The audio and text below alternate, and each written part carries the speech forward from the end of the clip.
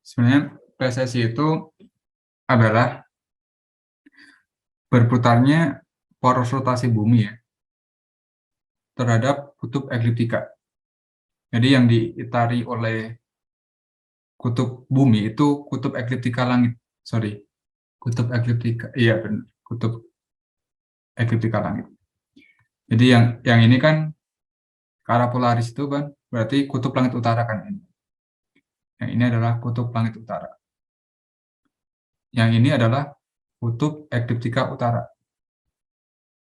Nah, precesi ini ya si polarisnya ini, sorry, si kutub buminya ini dia seolah-olah berputar, berputarnya ya ke arah sana.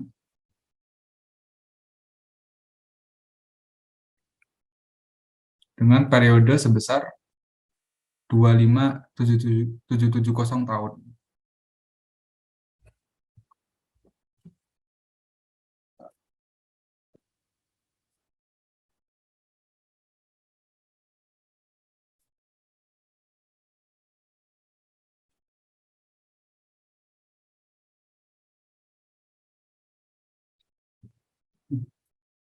Nah, yang berubah di sini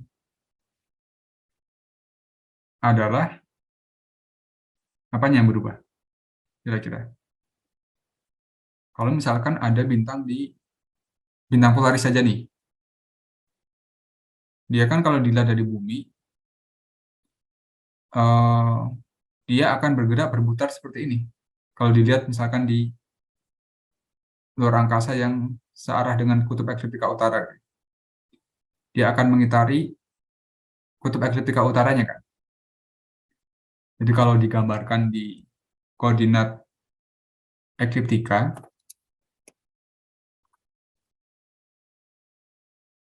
kalau digambarkan di koordinat ekliptika,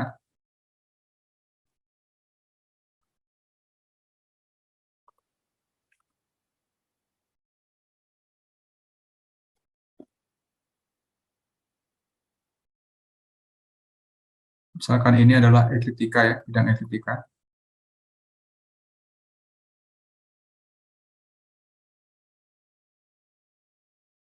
Terus yang ini adalah ke arah kutub ekliptika ya.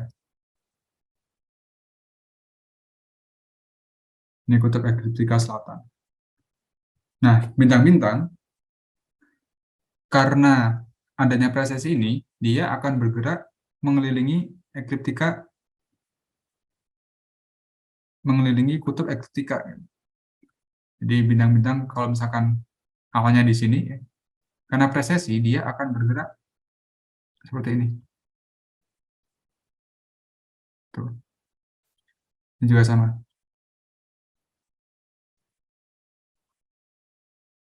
Nah, kira-kira yang berubah apanya nih kalau misalkan gerak bintangnya seperti ini? Ada yang tahu? Ascensi rektanya. Bukan. Ascensi rektanya berubah. Cuman Oh, yang di sini apa yang berubah? bujur ekliptika. Iya, bujur ekliptika. Kenapa bujur ekliptika? Karena Sebidang sama ekliptika. iya benar, karena sebidang dengan ekliptika. Jadi gerak bintang seperti ini.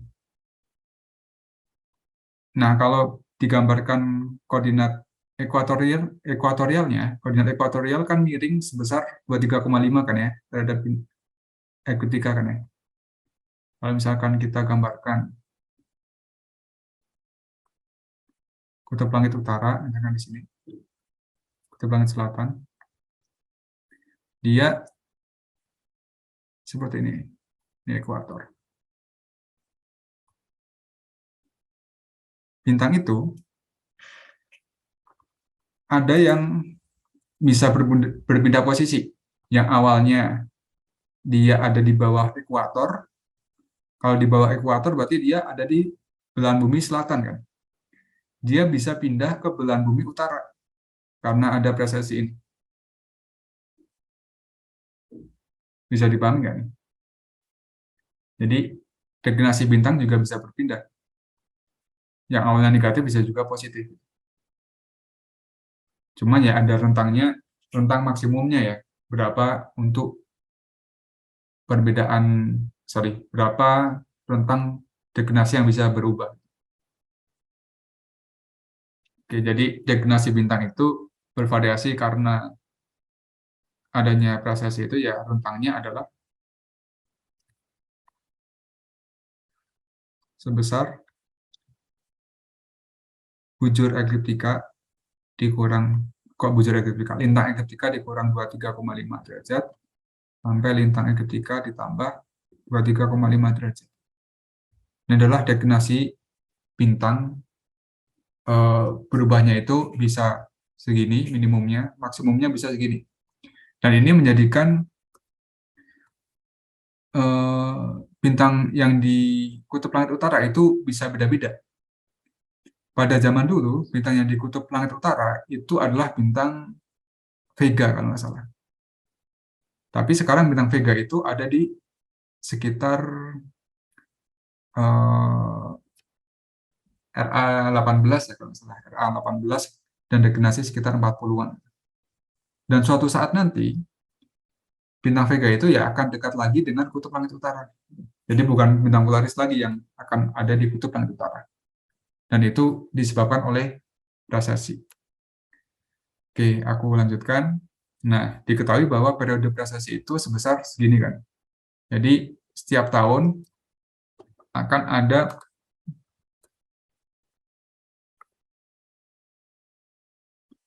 ada perubahan dari bujur ekliptika dari semua bintang ya sebesar 360 derajat dibagi dengan 25770. Dan ini juga yang mengibatkan adanya tahun tropis ya, gitu. Yang nilainya adalah 365, 24, 22 hari ya. Itu dapatnya juga karena ada efek dari precessi ini. Karena titik Aries kan bergeser. Ini dapat sekitar 50,29 titik busur per tahun. Oke. Sedangkan untuk lintang ekliptika itu nilainya konstan. Lintang ekliptikanya itu konstan ya. Ini karena presesi lintang ekliptikanya konstan.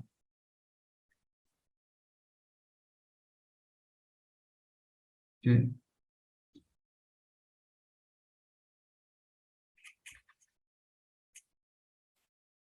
Nah, sekarang kita hitung dulu lintang ekliptika dari Vega pakai transformasi koordinat ya. Wah,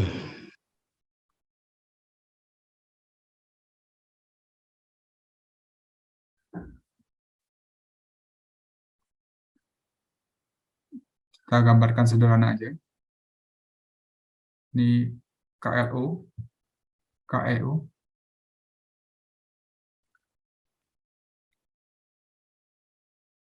Ini aku nggak menggambarkan Vega di posisi aslinya ya. Aku gambarkan di sini misalkan.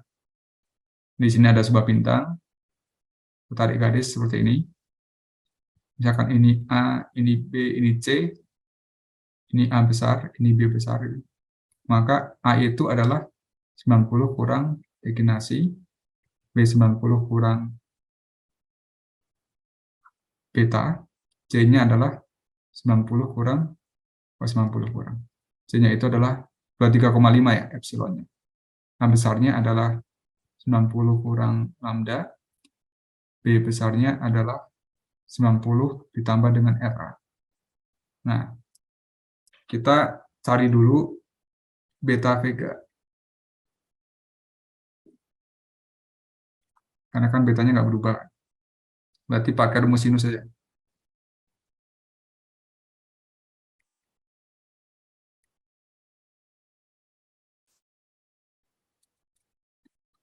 Cos E ditambah cos degenasi sin E cos 90 plus RA. Oke, kalau ada yang salah, tolong koreksi ya.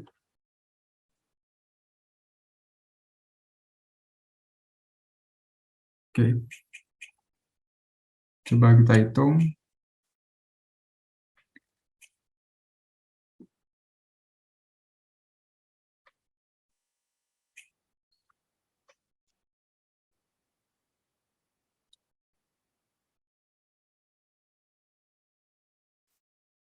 Oke.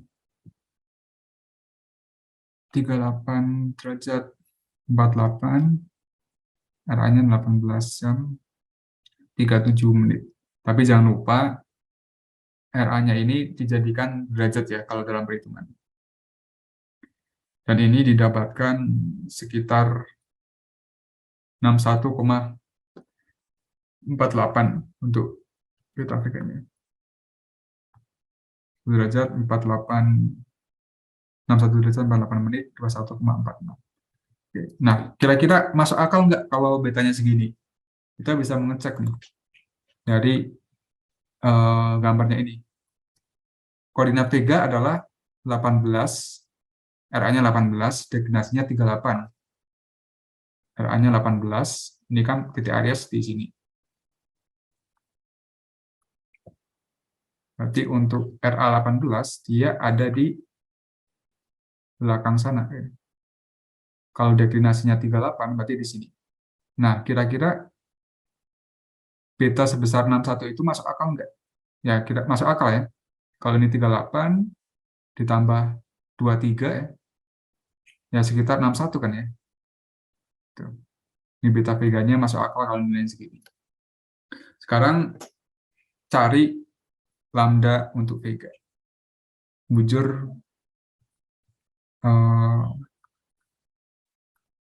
ekliptika ya. Bisa pakai rumus sinus atau kosinus ya. Biar gampang, pakai rumus sinus saja. Di cos alpha, cos lambda, sorry. Cos lambda sama dengan cos deklinasi. Ya ini sin 90 plus RA dibagi dengan cos beta. Maka lambdanya ini akan dapat berapa? Cos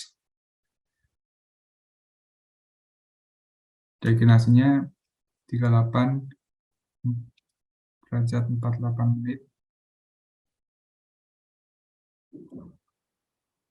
60 tambah RA-nya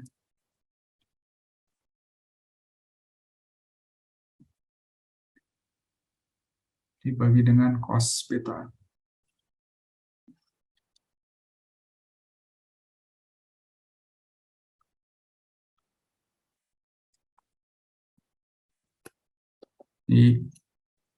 Didapat ternyata 74 derajat 37 menit 26,76 detik besar. Nah, kira-kira masuk akal nggak kalau misalkan lambdanya itu nilainya segini? Ini kan lambdanya sekitar di sini kan ya. Sedangkan bintang veganya kan di sisi kiri kan, di RA 18. Lambdanya itu di sekitar 74. Masuk akal nggak kira-kira?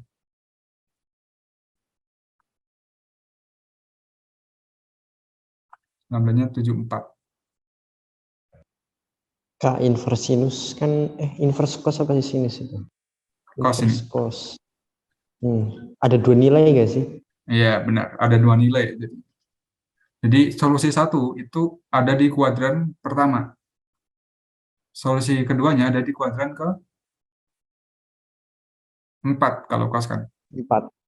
Nah, solusi keduanya berarti yang kita ambil, yang masuk karena yang masuk akal kan ya. Yang sesuai dengan gambar kan. Tuh. Tinggal 360 dikurangi nilai itunya ya. Atau sekitar 285 derajat 22 menit 33,24. Oke, kita dapat lambda sama beta untuk vega yang saat ini.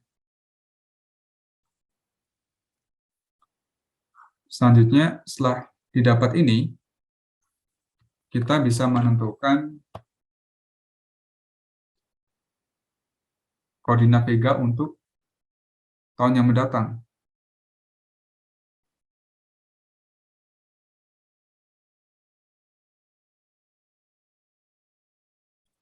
Dua lima 2509 ya. Jadi untuk cari delta T-nya dulu ya. Kan 2509 tahun dikurangi 2022. Ini ada berapa tahun nih?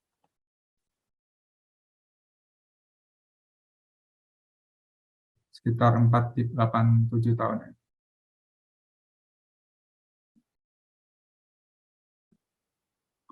Oke, nah setelah itu koordinat vega ya. Koordinat pada tahun 2509 ya. Maka lambda veganya yang baru adalah lambda vega yang awal tambah delta lambda per delta T dikali dengan delta T-nya. Delta vega yang awal itu adalah 285 derajat, 22 menit, 33,24. Sedangkan delta lambdanya tadi 50,9. Titik busur per tahun dikali 487 tahun. Ini nilainya berapa?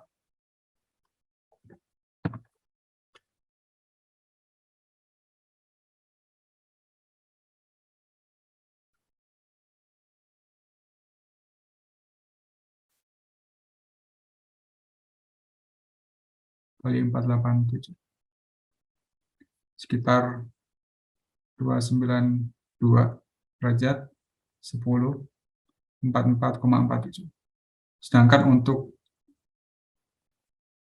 beta veganya yang 2509 dengan beta vega yang sekarang nilainya sama, yaitu 61 derajat 48 menit 21,46 detik. Oke. Nah, habis itu gimana? Ya, tinggal transformasi balik ya. Transformasi ke koordinat ekuator. Ini pasti kalian bisa lah ya transformasinya. Akan didapat RA vega aksen dengan deklinasi vega aksen. Cuma ntar dicek lagi apakah hasilnya itu masuk akal atau enggak ya. Kalau enggak masuk akal berarti ya perhatikan lagi kuadrannya dari solusi perhitungan yang dilakukan. Gitu. Sampai sini bisa dipahami nggak nih tentang ini? Bisa. Aman ya?